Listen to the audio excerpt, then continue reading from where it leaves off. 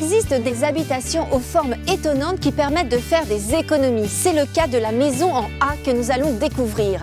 Coût, durée de construction, matériaux.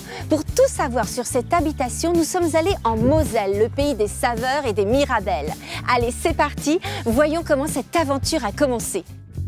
En passant par la Lorraine avec mon vélo, j'ai pris la route en direction d'Olving pour retrouver mes hôtes Malika et Christian. Je vais vous faire visiter cette fameuse maison au look étonnant. Mais pas seulement. Quelque chose me dit qu'en plus d'apprendre de nouvelles choses, je vais pouvoir recharger ma batterie. Bonjour Malika, bonjour Christian. Bonjour Caroline. Je peux garer mon vélo ici? Oui, bien sûr, il n'y a pas de souci. Ah, merci. Je peux prendre votre batterie si vous voulez. Oh bah, j'ai même plus besoin de demander. Vous pouvez me tenir ça, Christian? Il n'y a pas de souci. Oui, c'est ça la rançon du succès. Ah bah merci Malika. Alors me voici devant la fameuse maison A. Alors comment vous est venue l'idée? Tout simplement en regardant une vidéo d'Elisabeth Faure qui a construit sa maison A en 2013. On a vu cette vidéo et en 5 minutes on a décidé de faire la même chose. Qu'est-ce qui vous a plu dans cette maison? L'esthétique déjà, on trouvait ça joli. On aime bien le bois, on vivait déjà dans une petite maison en bois. On s'est dit bah, ça tombe bien, ça ne va pas nous dépayser. Et du coup on s'est dit bah, on va se lancer et puis voilà, c'était parti. Il y a de nombreux avantages à avoir cette forme de maison. Déjà la facilité de construction par rapport à une maison traditionnelle. Comme il n'y a pas de mur, tout est d'un pan. Au niveau isolation aussi, il n'y a pas de pont thermique, donc l'isolation est meilleure que dans une maison traditionnelle.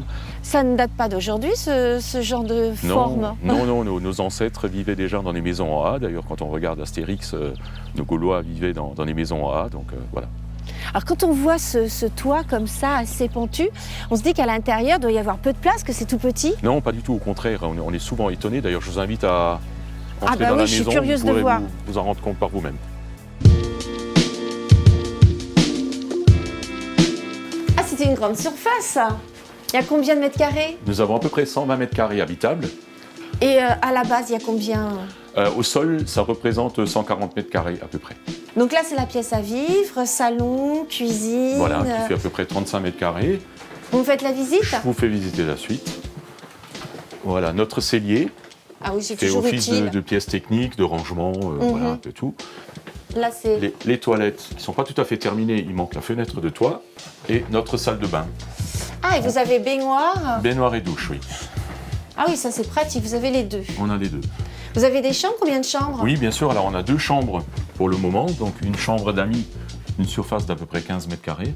Belle surface. Et donc, là, nous sommes dans notre chambre, une surface de 20 mètres carrés à peu près, équipée d'un magnifique dressing.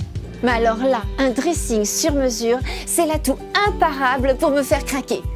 Bon, celui-ci, il est peut-être un peu petit pour toutes mes affaires de rando, mais vous allez voir que cette maison a d'autres atouts. Ah oui! On s'attend pas à une telle surface à l'étage, avec cette soupente. Qu'est-ce que vous allez faire ici? Alors, on a prévu de faire une petite salle de loisirs, d'installer une table de ping-pong, un jeu de fléchettes, des choses comme ça, pour faire une salle pour passer les longues soirées d'hiver. Oh, mais ça va être sympa. Alors dites-moi, l'aménagement intérieur, on va en parler. Oui. Vous avez tout fait tout seul? On a tout fait tout seul. Tout l'aménagement intérieur, à l'aide de 2 copains d'enfance qui nous ont aidés à construire toute la maison. La famille de Malika, tout le monde a mis un peu la main à la pâte. Alors comment on fait tout seul des travaux? On se forme? Vous saviez bricoler avant? Alors on savait un peu bricoler, on avait déjà une petite maison en bois dans laquelle on a fait quelques aménagements, mais on s'est beaucoup aidé de tutos sur YouTube ou d'autres sites. Après il y a les modes d'emploi, quand on achète quelque chose, tout est bien complet, donc c'est faisable. Et vous Malika, vous avez fait des trucs? Oui, bah, du coup, il s'est cassé le poignet quelques temps après, donc du coup, j'ai dû me mettre aussi à l'utilisation des machines comme la scie circulaire, la scie... Non. Oui, tout à fait. Toutes Voilà, les machines, y compris les visseuses et tout. Voilà. Et combien ça vous a coûté cet aménagement intérieur? Alors l'aménagement intérieur qui englobe l'installation électrique, sanitaire, la cuisine, le revêtement des murs, tout ça, on doit être autour de 5 000 € à peu près. C'est très peu. C'est très peu, parce qu'en fait on est arrivé à une période de soldes, et donc pendant que la plupart des gens faisaient les soldes dans les magasins de vêtements, nous faisions les soldes dans les magasins de bricolage.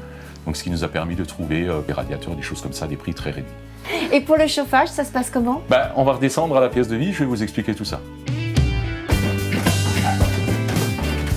Ah bah oui, vous utilisez un poêle. Tout à fait. Alors on a 2 systèmes de chauffage. On a les radiateurs électriques à inertie, donc qui nous permettent de garder une température minimale de 15-16 degrés, qui sont programmables chacun individuellement. Et le soir, quand on rentre, et le week-end, on allume le poêle qui prend le relais, qui nous permet de contenir un peu la facture d'électricité. Pourquoi avoir choisi celui-là? Pour une raison de simplicité, déjà une raison de coût, c'est beaucoup moins cher. Un poêle à bois, ça coûte 500 €. Un poêle à granulé, on est plutôt dans les 3000. Pour une question de simplicité, un poêle à bois ne tombe jamais en panne. Voilà, les radiateurs pareil, les radiateurs on peut les changer très facilement, donc on est toujours indépendant, on n'est pas tributaire d'une société de maintenance ou quelqu'un qui doit venir remplacer une pièce ou quelque chose, on peut tout faire nous-mêmes. Et Malika, c'est vous qui avez choisi l'emplacement du poêle? Alors au départ, on voulait le mettre un peu plus par là. Et du coup, on a réfléchi et on l'a mis plus au centre de la pièce pour une meilleure diffusion de la chaleur. Vous avez la même température en haut et en bas du coup? On a mis cet hiver un thermomètre en haut pour voir la différence. À 1 degré près, on a la même température. Vu que les parois sont en pente et que la chaleur monte, donc ça nous permet de garder un maximum de chaleur en bas. Donc le petit poêle, on va dire, chauffe toute la maison. Et est-ce que vous avez également une VMC? On a une VMC simple flux au grenier avec des entrées d'air au sol, ce qui nous permet de renouveler l'air toute la journée, quoi. Et le ballon d'eau chaude, il est où? Il est dans le cellier. C'est pratique ça? Oui, parce que du coup, on l'a mis pas trop loin des points d'eau par rapport à la cuisine et par rapport à la salle de bain.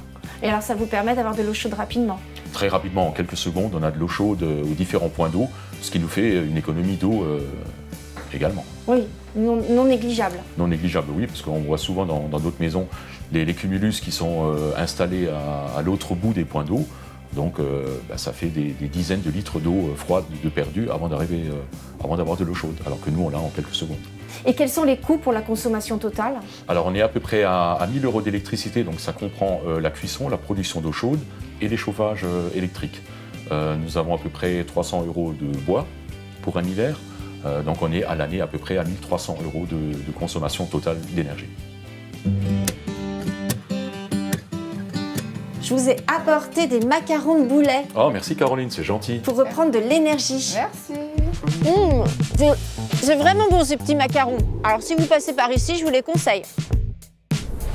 Et quels sont les projets pour mettre en avant les atouts de cette maison? Alors déjà, nous récupérons l'eau de pluie pour arroser notre potager. Un projet futur, ça serait de récupérer encore plus d'eau en hiver pour la chasse d'eau des toilettes par exemple, voire pour la machine à laver. Ensuite, projet énergétique. On pensait opter pour des panneaux solaires vu la configuration la pente du toit. Pour une question budgétaire, les panneaux solaires restant chers, nous allons plutôt construire une éolienne pigote. Comme on a beaucoup de vent au courant de l'année, je pense que ça serait plus rentable.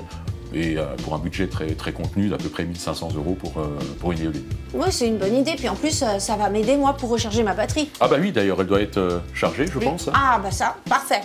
Je vous la pose là, la batterie. Ah merci Malika. Il est très pointu votre toit, c'est pas trop compliqué pour la construction? Je vais vous expliquer ça, on va démarrer par le début de la construction. Je vais vous montrer. Vous avez démarré par quoi alors? Alors, la première chose à faire, c'était la construction des plots en béton, qui sont visibles ici.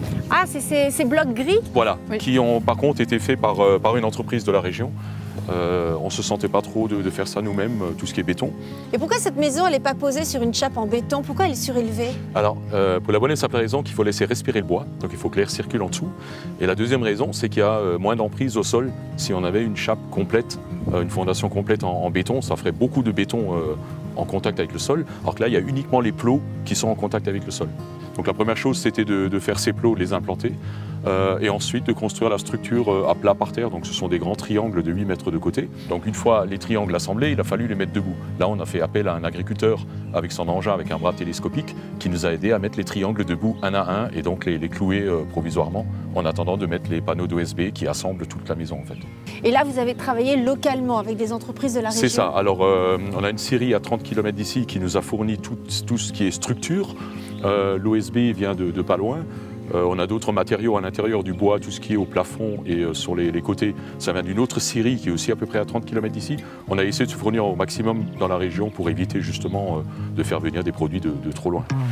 En résumé, la maison A, c'est facile à construire. Il faut juste un peu de biscotto et des amis pour se lancer. Une fois qu'on a réuni tout ça, en combien de temps est-ce qu'on finit les travaux? 6 ans, c'est long. Non, 6 mois. Ah oui, c'est rapide.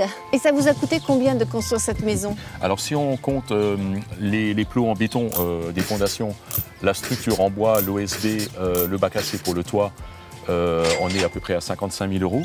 plus l'aménagement intérieur, 5 000 €, donc ça nous fait 60 000. À ça, il faut bien sûr rajouter le coût du terrain qui nous a coûté, avec les frais de notaire, à peu près 40 000 €, donc pour un coût global de 100 000 €. Et toi, petite batterie, montre-moi que tu es aussi facile à monter qu'une maison A.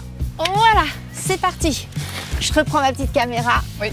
Et merci de votre accueil et puis à très bientôt. À bientôt. À bientôt, bonne route. Merci. Au revoir. Au revoir. Au revoir. Ça vous a plu? Moi, personnellement, je donnerais un grand A à cette maison. En attendant, n'oubliez pas de vous abonner à notre chaîne YouTube, d'activer la cloche et de regarder nos vidéos car d'autres rencontres et visites de maisons éco-intelligentes vous attendent. Merci de votre fidélité. J'espère que vous avez apprécié, tout comme moi, et que ça vous donne envie d'en savoir plus. Allez, bye!